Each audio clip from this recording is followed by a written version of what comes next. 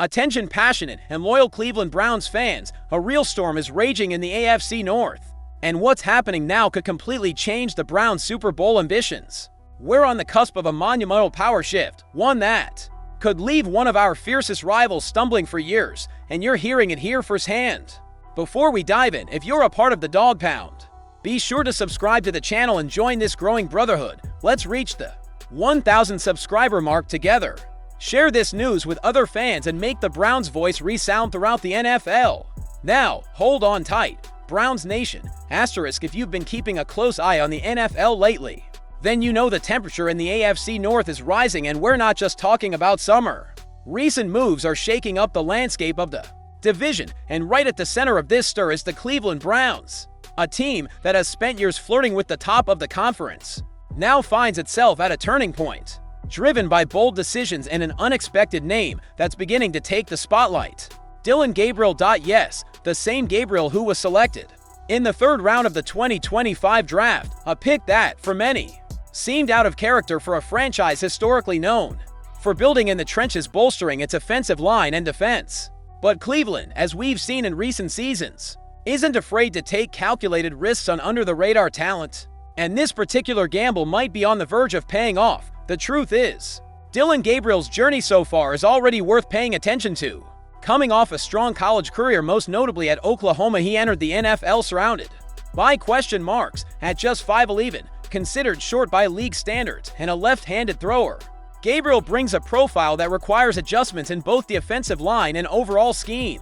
Many analysts doubted he'd even get a serious shot at competing this early, but the off-season practices have started to tell a different story. According to veteran analyst and former NFL coach Lance Rosand, Gabriel has looked polished, a rare and powerful word to use when describing a rookie quarterback. That means he's not just throwing the ball well, he's showing command of the offense, reading defenses, anticipating pressure, and making mature decisions. In other words, he's playing like he already has a year or two of NFL experience under his belt. And Rosand isn't alone in that assessment. Reports from Cleveland, common insiders close to the team, have been highlighting Gabriel's development. His demeanor on the field, quick processing, and control in the huddle have been turning heads for a player many saw as a long-term backup. At best, this developmental leap changes the conversation entirely. Still, it's important to stay grounded. The physical limitations are real. Gabriel doesn't have the strongest arm in the draft class, and his height continues to raise concerns about durability and field vision under pressure. But NFL history is filled with quarterbacks who overcame the odds. Drew Brees, Russell Wilson, to name just two. What did they have? Intelligence, precision, and leadership, exactly what Gabriel seems to be showing in his first steps as a pro. Another thing working in the rookie's favor is the environment around him.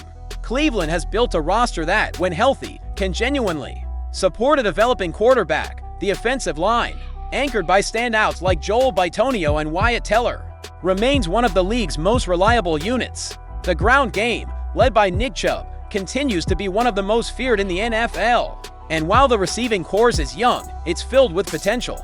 Thanks to players like David Bell and Donovan Peoples-Jones, this strong foundation creates the perfect setup for a young quarterback to grow. And that appears to be exactly what head coach Kevin Stefanski and his staff have in mind.